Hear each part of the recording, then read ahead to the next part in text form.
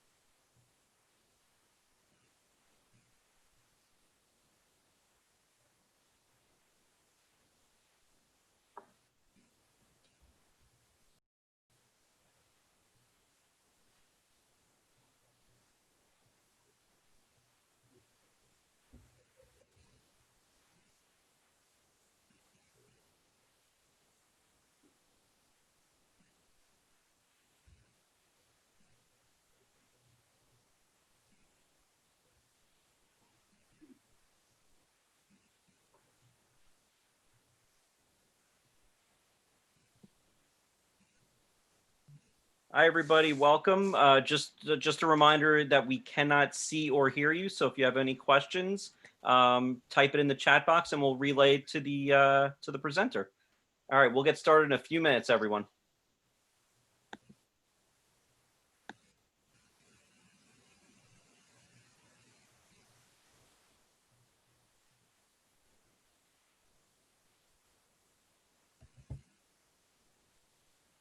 This is always when I think we need music. Oh, no.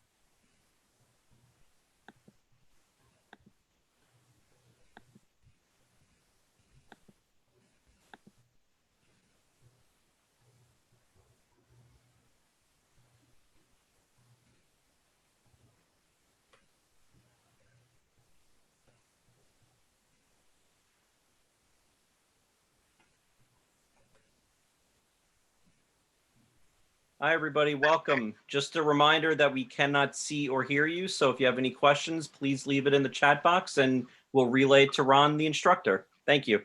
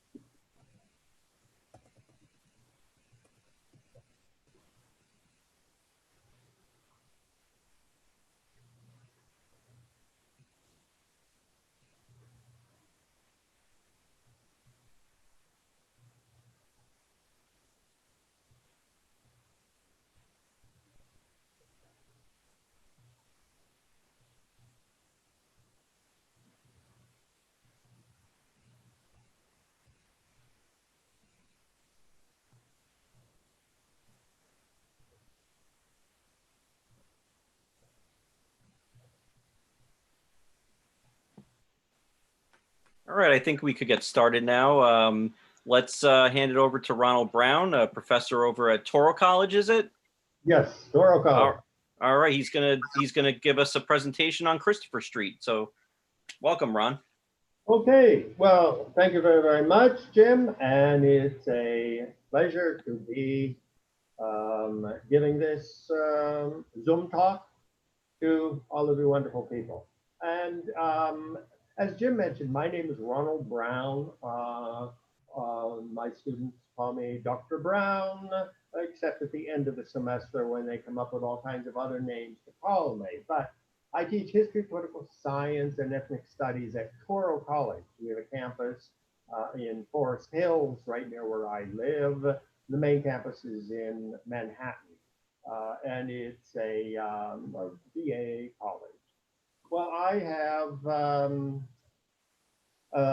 history diplomas and degrees and everything. And one of the areas of specialization is New York City history. In fact, I developed and teach a course on New York history at Toro College, and I've offered it at other colleges as well. So today we are going to be talking about an interesting chapter of New York history, and that is the chapter centered around Christopher Street, which is a city within a city.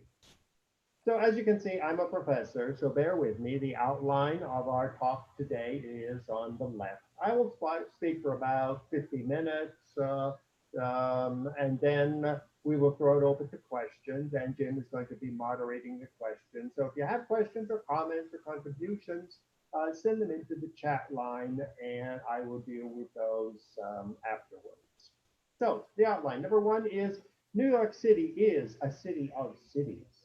And it is not one big city, but a whole collection of historic, religious, ethnic, racial cities within one city. Then we'll go back in history talking about gay New Amsterdam. I mean, there were gays in New Amsterdam under the Dutch and under the English, a chapter which most people don't know about. Then we'll talk about the roaring 20s, the Harlem Renaissance, when gay life really flourished in New York City. Then the 60s, the age of revolution, when everybody was demanding rights and equality. And then the Stonewall Riots, which marks the Declaration of Independence, if you will, of the gay community in New York City and the country, and even more so, the world. The flowering of a distinctive gay culture, and then the arrival of the AIDS epidemic and how that has influenced gay life until today. So let's get going. Now, New York is a city within a city. We all know of the many little Italies. In fact, there are probably 10 or 15 little Italies from Staten Island to Bronx, and of course, the most famous in Lower Manhattan, the Lower East Side. Turn of the century, 1900, it had 500,000 Jews. Today you go there, and like every ethnic neighborhood in New York, it is a constantly changing population. Klein Deutschland. At the turn of the century, New York was the third largest German-speaking city in the world after Berlin and after Vienna. So New York has a multitude of cities within a city. You have African-American Harlem. You have Spanish Harlem, which is Mexican and South American. Flushing Main Street. Well, when I first came to New York, there was not one Asian in Flushing. Now you go there and that's all you see. In fact, the 7 train, which I'm sure a lot of you know, goes from Manhattan to Flushing. It is now called the Asia Express. So when we look at a map, as you can see on this slide, showing the diversity of the ethnic, religious, racial groups, it is really a crazy quilt. Some areas are still white majority. Many areas, such as in the Bronx and in Queens, are Hispanic. African American neighborhoods, still largely in Harlem, but you look at Queens, you have, and Brooklyn, huge African American neighborhoods. Asians, you have Chinatown at the bottom of Manhattan, but then every neighborhood has its Chinatowns. And so you see that this is the history of New York, constantly evolving, constantly changing ethnic, religious, racial neighborhoods with each changing wave of immigration. Now, when did the gays first start coming to New York? Well, back under Peter Stuyvesant, back in the 1600s, there were, of course, gay people in New York. Now, there weren't enough of them to constitute an ethnic neighborhood, but they were here. 1624 was when New Amsterdam was founded by the Dutch. The most famous governor was Peter Stuyvesant, who ruled the city with his iron fist and his peg leg from 1647 to 1664. On the right, we see a map of Dutch New Amsterdam. Going from the top of the picture down to the bottom on the right is the wall, the Dutch wall, which is today, of course, Wall Street. The street that goes from the right and the left, the big broad street, called the Herenstraat, is today's Broadway. With at the bottom, Fort Amsterdam. Well, Peter Stuyvesant was a rather tough person. I mean, he's one of the few governors who is well remembered from the colonial period. Think of Stuyvesant High School, Stuyvesant Street, Stuyvesant Town, Stuyvesant Subway Station. He is remembered fondly, but he was a tough old codger. I mean, he lost his leg defending the Dutch Empire in the Caribbean, and when he came to New Amsterdam, he was intent on leaving his imprint on this Dutch colony. Peter Stuyvesant was a member of the Dutch Reformed Church. These are fierce Protestants deriving their teachings from John Calvin. And so today, when we say Calvinist or Puritan, these are all the churches inspired by John Calvin, one of which was the Dutch Reformed Church. Well, in New Amsterdam, according to Peter Stuyvesant and the Dutch, if it's not in the Bible, then it is not permitted in New Amsterdam. If you go to the Bible, you will search in vain for anything denoting that December 25th is the birthday of Jesus. It's not in the Bible. So according to Peter Stuyvesant, it will not be celebrated in my city. And Christmas was a banned holiday. Alcohol was banned. Naples, Mardi Gras, these pagan holidays were banned. Plays and stages and popular music were frowned upon. Knife fighting on the Sabbath would end you up in prison. Any type of business, even exchange of money on the Lord's Day, was forbidden. By law, the people of New Amsterdam had to go to church Sunday morning and again Sunday afternoon, and if they didn't, they would be arrested. And the only public worship was the Dutch Reformed Church. And so you see in the picture on the left, a picture of old Dutch New Amsterdam. See the Dutch windmill? Well, in the middle of the picture is St. Nicholas Dutch Reformed Church. All kinds of things were forbidden under the Dutch. Sex with Indians and slaves. Sort of wonder, well, what was going on? Well, don't forget, in Dutch New Amsterdam, and the same with most of the English colonies in North America, the majority of the population were men. These are the soldiers, the businessmen who came over and built New Amsterdam.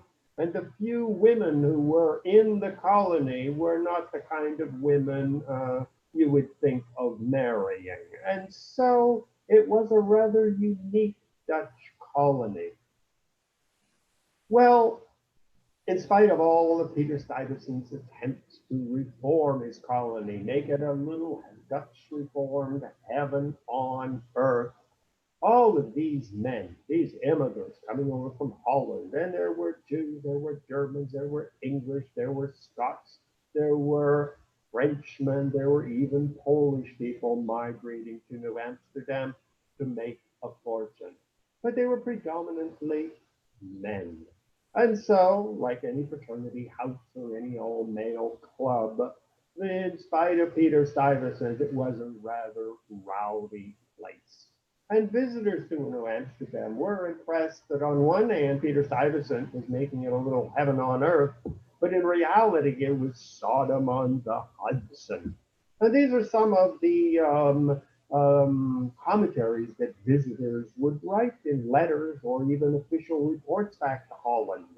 The people are grown very wild and loose in their morals.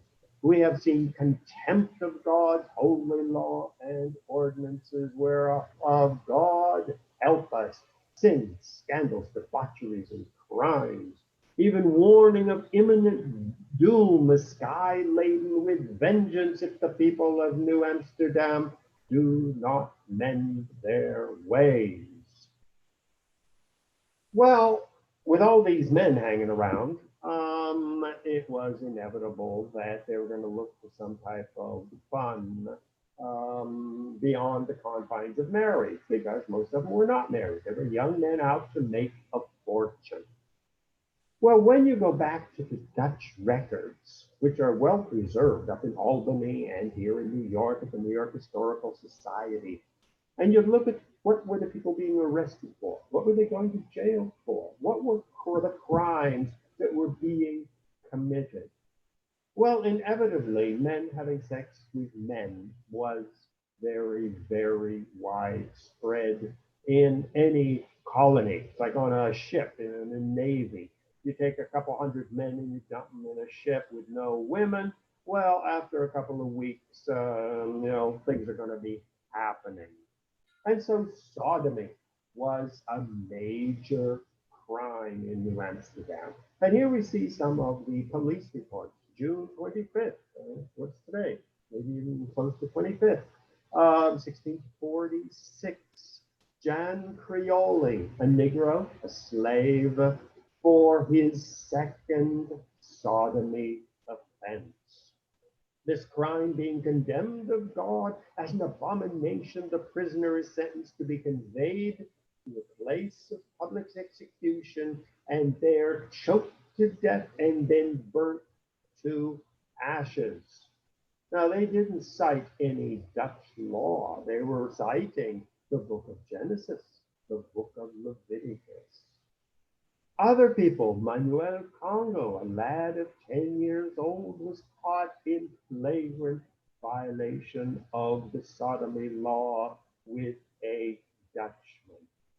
And so the police records clearly indicate that a lot of hanky-panky was going on by these early Dutch and other settlers who were coming to New Amsterdam.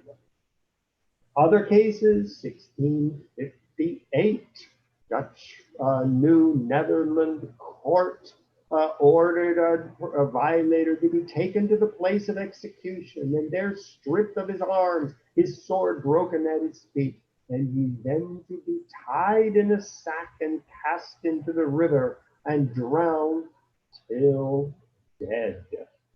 So these were the kinds of crimes which were happening. And you can see the punishment for sodomy or homosexuality or sex between men was severely punished when it was caught. Now, very often we gather from these records that it was Dutchmen and other immigrants having sex with slaves or even with young boys or children. And so the New Amsterdam was a pretty wild place. Homosexuality, as we would call it today, was widespread.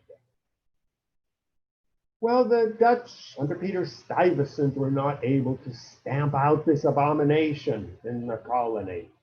Well, the English took over the colony in 1664.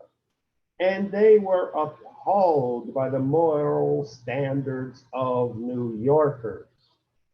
And so the Queen of England appointed Governor Edward Hyde. We see his portrait on the left. This is the official portrait of Governor Edward Hyde, who ruled New England, not New England, but New York from 1701 to 1708. Now, you might say it's sort of a strange person to appoint to stamp out the immorality of the colony to appoint a cross dresser. But this is his official portrait. It hangs until today in the um, lobby of the New York Historical Society. Well, Governor Edward Hyde was a fierce Anglican, Church of England. And his motto was St. George. And here we see St. George on the right. And he said, I have been chosen by God to stamp out immorality in the colony of New York, as it was then known. And he was going to slay the dragon of immorality in the colony. Well, he only lasted barely 7 years when the New Yorkers managed to have him expelled, called back to England, because nobody, Peter Stuyvesant or Edward Hyde, was going to impose the strict laws of morality on the wild, wild world of New York City. Now, many people listening to me today would probably say that's sort of what most people think about New York until today. So we see that this wild attitude of New York has a very, very long and ancient history. Well, Governor Hyde, 1701, 1708, was not the first transvestite governor we've had, and probably will not be the last. But it's, again, part of New York history. Well, gays and lesbians and other sexual minorities remained a common feature of New York. They emerged from the shadows and really became a major feature in New York City during what we call the gay 20s, the roaring 20s, when what we call today gender bending became very popular. Where we see Liza Minnelli, in the famous cabaret. We see now Marlene Dietrich on the right, very often dressed up as a man. And the Roaring Twenties were really a heaven on earth for gays and lesbians and sexual minorities. Now, don't forget, during the 20s, New York City was the largest city in the world. It was the richest city in the world, and it was creating its own culture. This was the age of jazz, an American contribution to music.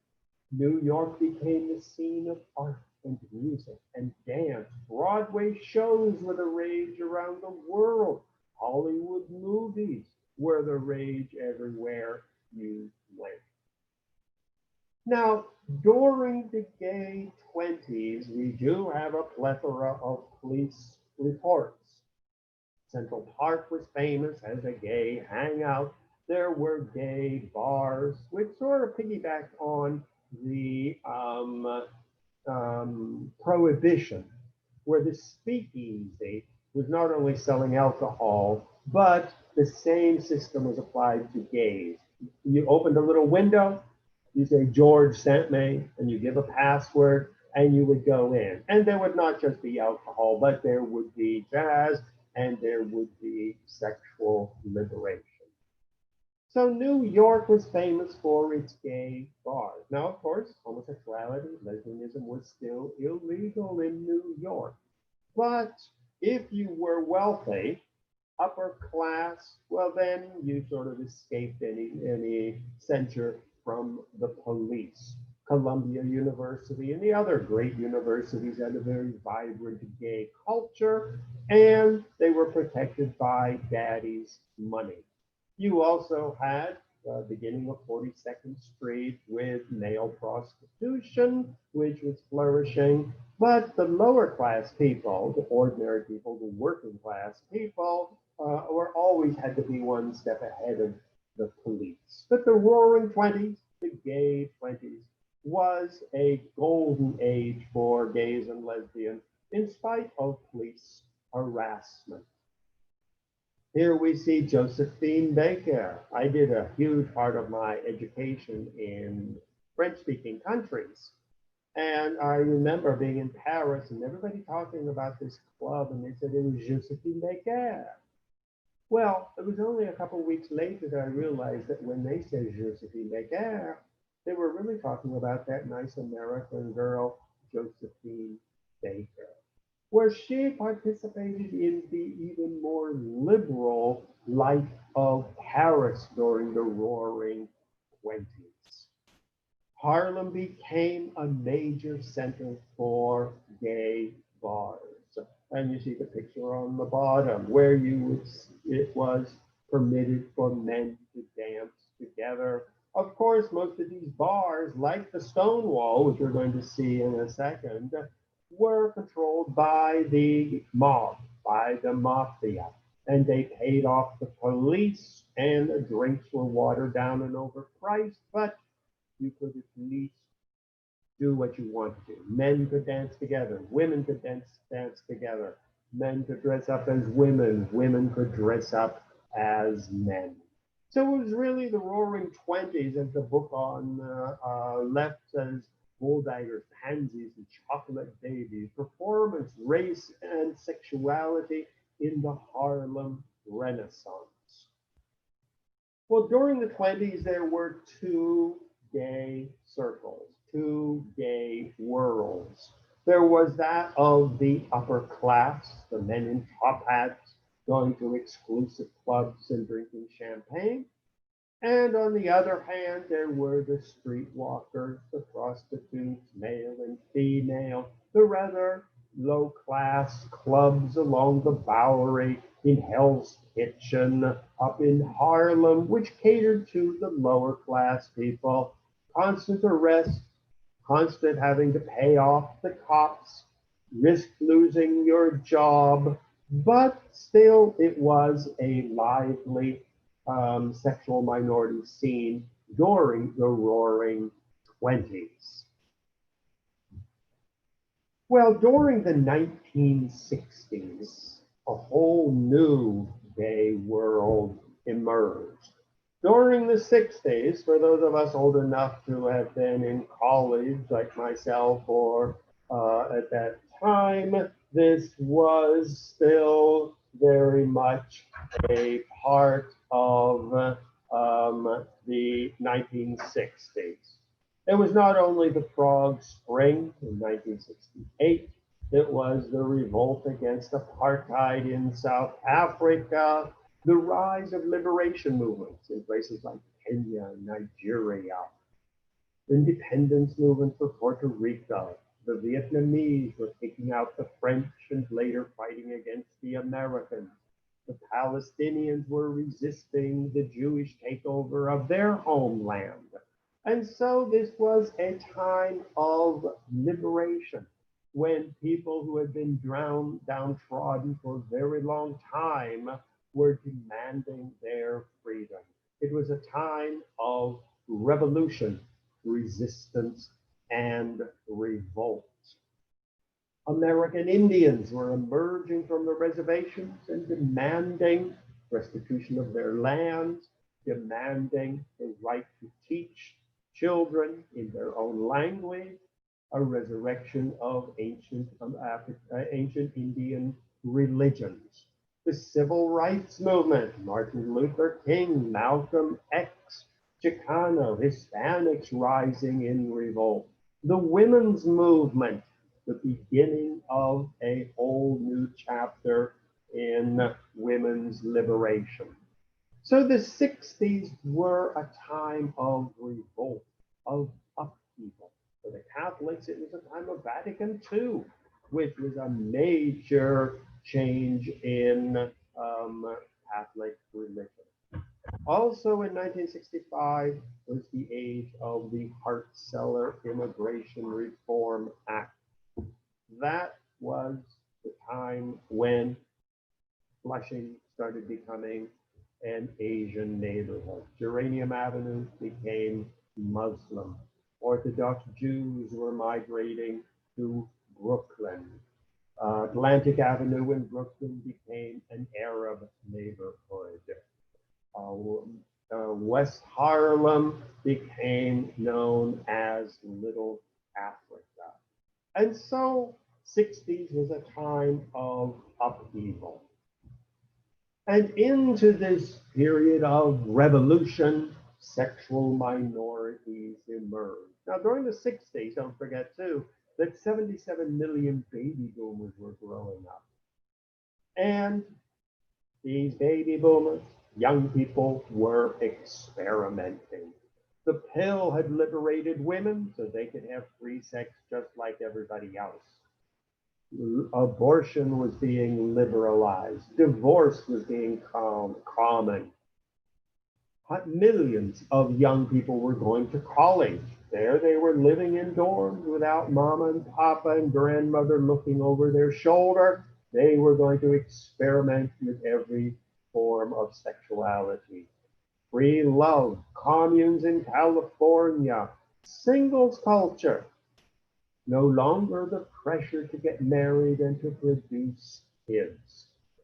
So the generation of the baby boomers demanded freedom from synagogues and churches and government, and they were demanding a whole new freedom from all the forces of oppression. Now, of course, there were a lot of people who thought they could keep the baby boomers in the closet. Television shows like Leave It to Beaver, Father Knows Best, tried to instill in the younger generation the virtues of marriage, the virtues of being a good person, celibate until you get married. But 77 million baby boomers were going to chart their own course to liberation for minorities, liberation for women, liberation for African Americans, and liberation for gays and lesbians and every other sexual minority. So the baby boomers became revolutionaries. The story of Adam and Eve, the subservience of the woman to the man, they said, hell no, we have the pill. Women are going to college. Women are moving out of the family home and getting apartments. Everybody wants sexual liberation. Nobody wanted to get married and be fruitful and multiply. Nobody wanted to get married, period. Even though it was considered a sacrament by Christians, but still people wanted their sexual freedom. Family values, so sacred to the Republicans, well, the baby boomers said, no way. We want individual freedom. And so when preachers and ministers and priests and rabbis and government officials would cite Leviticus in the Jewish Bible that if a man also lie with a man as he lieth with a woman, they have committed an abomination. And so the baby boomers said, hey, I'll go off to California and join a commune. I'll become a Buddhist. I'll become a Hare Krishna and dance through the streets or the bus stations. It was a period of revolution. Following World War II, at the very same time, the President Eisenhower was putting one nation under God in the Pledge of Allegiance. And in God we trust on our money. And was imposing prayer in the schools, where the baby boomers were rejecting everything that this was associated with. The heterosexual family, mom, pop, and the kids, the Ozzie and Harriet type family, was viewed as an instrument of oppression. The Christian family, the Jewish family, the sacredness of the family for Islam, Confucianism, and Hinduism, the baby boomers rejected it and were establishing a new kind of human association, one based on free love. Even the idea of God the Father, the male God, was being rejected as people said, what about God the Mother? So everything that was sacred for society was being totally rejected by the baby boomers. Popular culture of the 1950s definitely reinforced this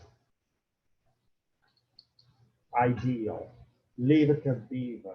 Father knows best. Joining the Boy Scouts, good wholesome values. Father knows best.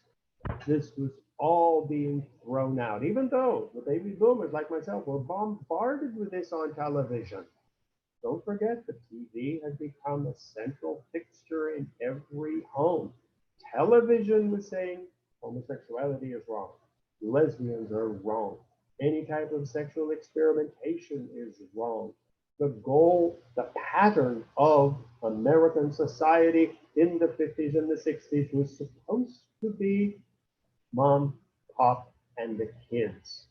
But the baby boom generation was totally rejecting it. Well, the next big step happened in the famous Stonewall Riots. Well, the Stonewall, and here you see an old picture of the Stonewall Inn, which is right off of near Christopher Street, and it is part of the infrastructure of the Christopher Street ethnic neighborhood. The Stonewall began, like so many other liberated areas, began as a speakeasy controlled by the mafia in 1930. In 1966, it had moved to the current building, which we see here, which was an old stable for wealthy people to keep their horses and buggies. And it was turned into a Stonewall Inn. In fact, I gave this talk about a week ago, and there was a woman who said, I lived in that big red brick building beside it, and I grew up there, and I saw the sign with the stone wall, but I never knew what it was. I was living next door. Once again, it was very discreet. Even in the 60s, you had to be careful. Well, this building, the Stonewall Inn, is today recognized as a National Historic Landmark. Well, as they say in the Bible, all hell broke loose on June 28th. Once again, we are in June now, 1969 at 1:20 a.m. Well, as usual, with a bar run by the mafia, a bar catering to sexual minorities, the police would show up every once in a while. They would demand their cut of the till. They had their arrangement with the mafia where the guys could dance with guys, the girls could dance with girls. You could do what you wanted. When the police showed up, a light would blink and everybody would sort of change partners and say the police are here for their pickup. Well, on June 28th, 1969, a group of the patrons said, we are sick and tired of this. We have had enough of this. It is now time to bring this chapter to an end. They resisted the police. And as you can see from the picture on the left, it was not just gay men. Many people say that it was the women in the bar, the lesbians and others who were the most vicious in saying to the police, enough is enough. And this was the beginning of the famous Stonewall Riots. Well, this was not something that was brushed under the carpet, just another police mafia encounter, gays and lesbians hiding in their bar. But this event, fighting back, even made its place in the national press. At 1:28, police officers and detectives arrived at the Stonewall front door for a raid. 4 policemen were hurt. Hundreds of young men went on a rampage. Well, for this to make page one of the New York Times was a major event. It was, as they say, out of the closet or out of the dark bars and into the streets. Well, that is why we celebrate on June 28th, or approximately at that date every year, the famous Gay Pride Parade. The very first ones were held simultaneously in San Francisco, New York, Los Angeles, and Chicago in 1970, the following year, where people started marching down the streets. They defined it as the Christopher Street Liberation Day, where flyers were publicized, the press was there reporting on it, and it became an institution.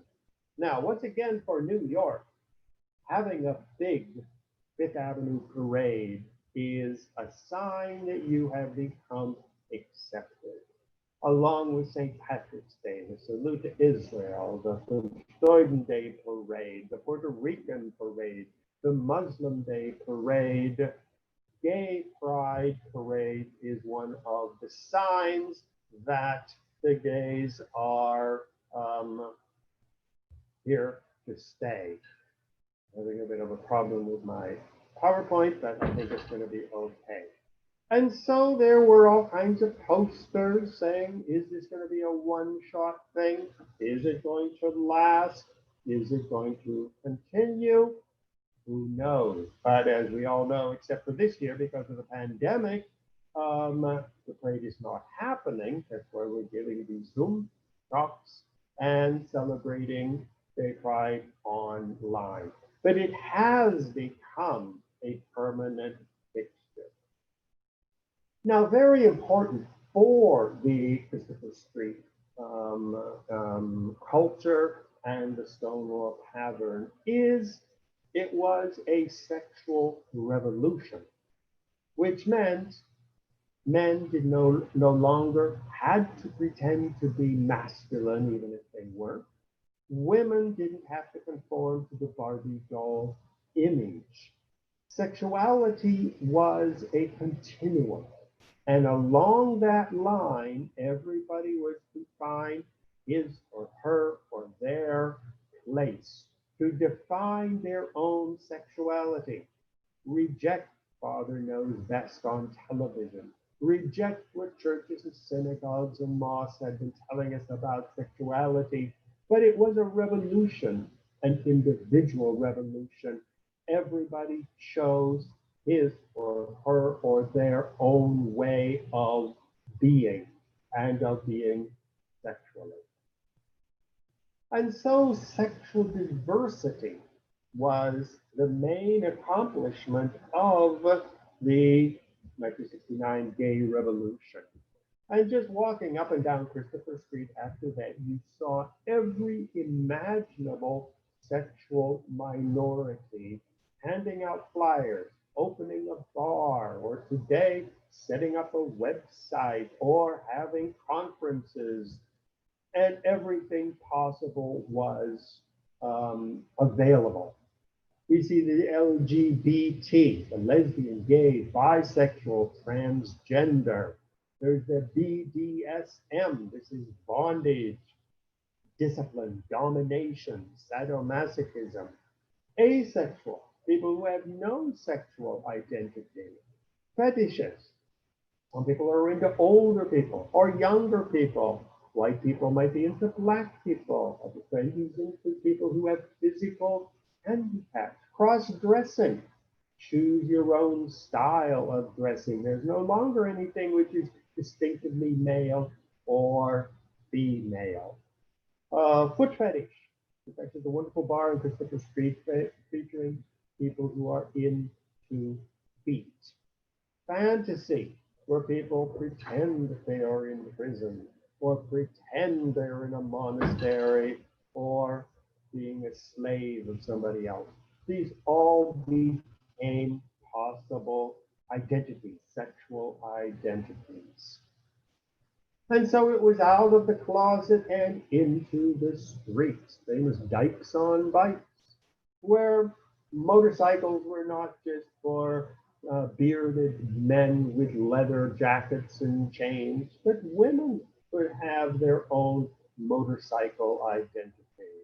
Men could dress up in any erotic fashion they wanted. They could wear makeup. They could choose their own unique sexual identity. And it was no longer behind closed doors cowering from the police, but it was now, for the first time, in public. One of the more popular groups that came up was Girth and Mirth for gentlemen who are into other gentlemen of a certain size. Now, once again, if you're interested in this, they have websites. Type in Girth and Mirth, and you will get conferences, cruise boats for overweight men and women. So, all kinds of great possibilities. Now, gay culture began to flower. It was along Christopher Street back in the 70s and the 80s. Film festival, Pink Flamingo, Corel de Brest, Priscilla, The Taxi Driver, were Hollywood and was getting into portraying scenes from gay, lesbian, and other sexual minority life.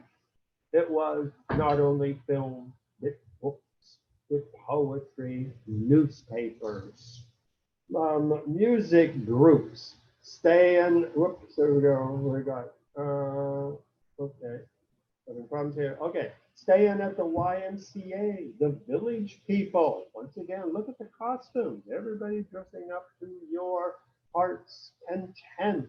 Where the YMCA developed its own wonderful gay culture. Moving ahead here, having bouncing around. The MCC, Metropolitan Gay Church. We had the gay flag, the Blade, the newspaper, Gay Men's Chorus, Gay Community Center, SAGE, an organization for older gay men. So just like every other ethnic group, whether it's Chinese or Jews or African Americans, an entire culture emerged from Wall Street, or from the Christopher Street, and from the Stonewall Tavern itself. And gays became a recognized public ethnic group in the city. Cherry Grove in the Pines, once again, Fire Island. In fact, you see the hotel in the very middle? That's where I'm sitting today, on the ocean, in the lobby of the hotel, giving this. So you can't get more authentic than coming to the Cherry Grove, where you see the Belvedere. Saunas, the piers at the end of Christopher Street became very, very popular. The Continental Baths, St. Mark's Baths, the Everhard sauna. This was all part of the flowering of gay society and gay culture in the 70s and 80s. Clubs and bars, many of which no longer exist, the Mineshaft, the Hellfire, the Men's Eagle Club. Parks became very popular for outdoor anonymous sects, such as the Ramble in Central Park. Here again, this was a flowering of gay culture, which was no longer limited to just one street, Christopher Street, but it became part of an entire neighborhood. And clubs like the Mineshaft, Hellfire, the Eagle were all down around Christopher Street. Famous people came out of the closet. Andy Warhill, Rudy Nureyev, architects, Johnson, Truman Capote, Barney Frank, in Congress from Massachusetts, Leonard Bernstein, came out and joined in this culture. Now, these were important because they were well known, famous artists, dancers, composers, architects, politicians who were once again leaving their mark on the nation as a whole. Once again, like Gay Pride Parade, which joined a plethora of other ethnic and religious parades to show that the gays are here, being elected to public office, like Barney Frank, as a gay man was very important. We're used to that, having a Jewish governor or Jewish mayor, first African American president, the first Irish Catholic president of the United States. I mean, these are all firsts, and they show the emergence of an ethnic or religious group into prominence. And so these people once again showed that gays could be as creative, as educated, as any other group in the United States. And so it was out of the ghetto and into the world, sexual liberation for all. Straight people started going to gay clubs, dancing like the gays was very popular. Gay is chic. If you were a famous Hollywood diva or an opera diva, if you went to a big reception, it was very common to have your gay person along with you. Well, the whole gay liberation movement also spread around the world. Even the word gay became an international word. Many languages didn't have a word for it. I mean, homosexual was a bit legal, sodomy was religious, same sex was a bit too academic, but gay was not just sexuality, it was a lifestyle. It was a culture of bars, of newspapers, of parades, of beaches, of literature, of music, of art. And there were moments when gays became very liberated, such as in Russia with the fall of communism, but now it is taking a step backward. In Muslim countries, there is still opposition. In Mexico, there are still a lot of old Catholics opposed to it. Africa, there is resistance to it, but still, gay liberation movements are emerging. And once again, Stonewall is a global phenomenon. Christopher Street. Many times I was in Geneva, and people were saying, this is the Christopher Street of Geneva, or this is the Christopher Street of Paris. And so Christopher Street has joined the list of famous New York streets. When you go to Moscow and they say, this is our Wall Street, everybody knows what they're talking about.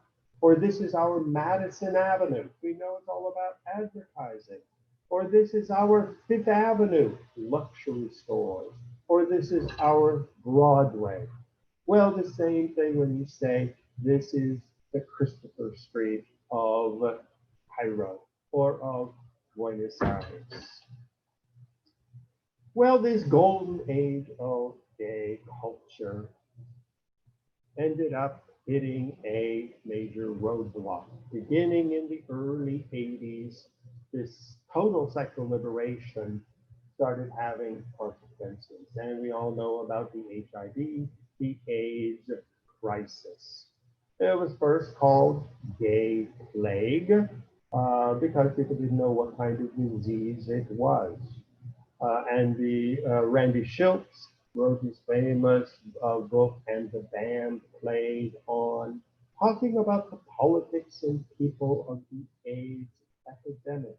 So it reminds me today, why am I sitting here at a hotel broadcasting a Zoom conference rather than being at your library addressing a group of people? Well, because we are once again in a pandemic.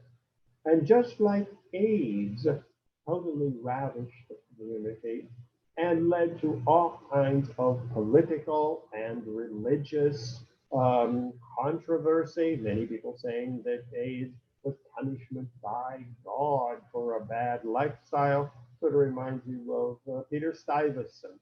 But a lot of the issues we are experiencing today about the COVID-19 pandemic were also prefigured in the AIDS epidemic. And I will say that probably the next pandemic to hit the world will probably be even worse than either the AIDS or the COVID-19. So the lessons we learned from AIDS, the lack or presence of political response, the religious response, are being played out again today with the COVID-19 pandemic and will hit us again disastrously sometime in the future.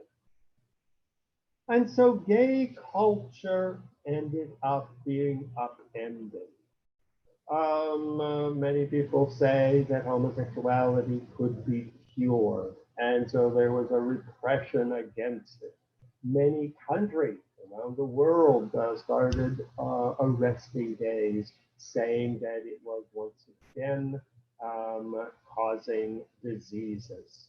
There were even religious leaders who said that AIDS was one of the signs of the end times, that the Messiah was going to come, the world was going to be destroyed.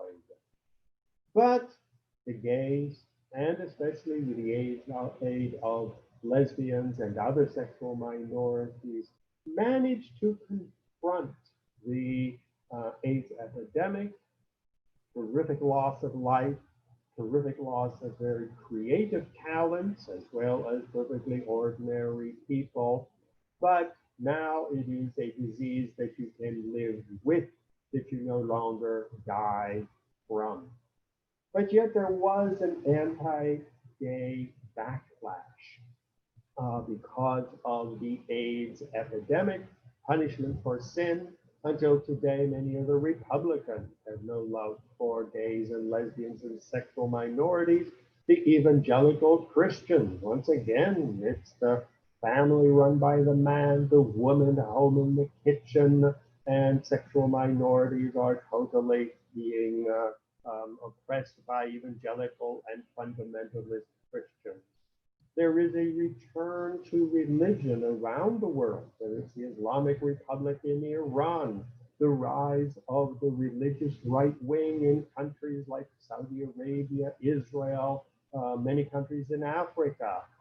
Brazil has its evangelical Protestant president now, who is viciously anti-gay, lesbian, and sexual liberation. So this really was a result of the AIDS epidemic. Well, Christopher Street suffered a lot from this. Many of the bars are closed. And Christopher Street, like so many other places, 42nd Street, once the famous porno capital, the piers at the end of Christopher Street. Most of the really great bars and clubs that existed on Christopher Street are now long gone.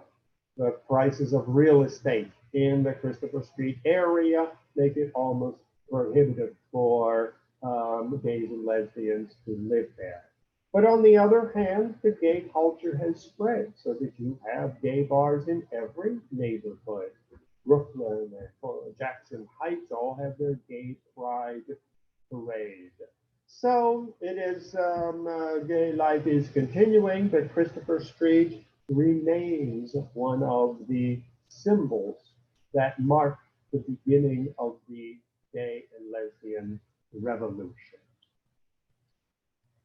Well, I found this cartoon really great. It says, gays and lesbians getting married. The guy says he's reading the newspaper, and his wife comments, haven't they suffered enough to be forced to get married?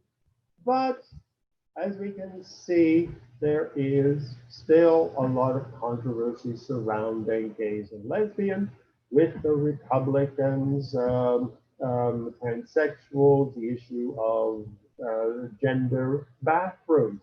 Do people have the right to define their own gender and their own sexual orientation? Or should they conform to what religions have told us or what governments have told us? So, on that note, let me say thank you for joining us. And if you have questions, send them in on the chat line, and Jim will be um, handling the questions for us. So, do we have any questions, Jim? None yet. Not at the moment. Okay. Well, one person contacted me and on the other line, and they had a question. And they said, what do you think is going to be the future status of gays and lesbians? Is the gay culture dying out? Is the pressure to get married and conform to society, is that really going to destroy this gay culture which flourished and maybe transform it into something else? Well, I don't think so. I think that, like any group, it's going to be very difficult to force people back into the closet. I mean, the civil rights movement, in spite of all of the problems, it did mark a major step forward for African Americans. The women's movement, there are still many, many issues, but I don't know of any woman friend of mine who's going to go back into her suburban kitchen and become an ordinary housewife, not go to college, and not have a career. So I think in this current age, things are moving forward. Society is changing. Who knows what is going to be in another 10 or 20 years? But I think sexual liberation is here to stay, and it is still flourishing and growing in spite of any attempts to turn back the clock. Okay.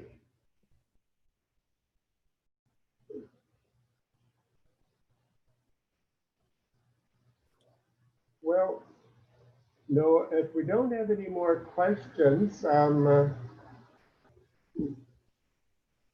what should we do, Jim? If anyone have any other questions, Lucas says thank you very much for the presentation. Okay. Mary says I hope they don't roll back all those protections for LGBTQ. Mary says thank you. Mhm. All right, very good. Well, all right. All right. Thanks so much. We really appreciate it. That was a very interesting presentation. Okay.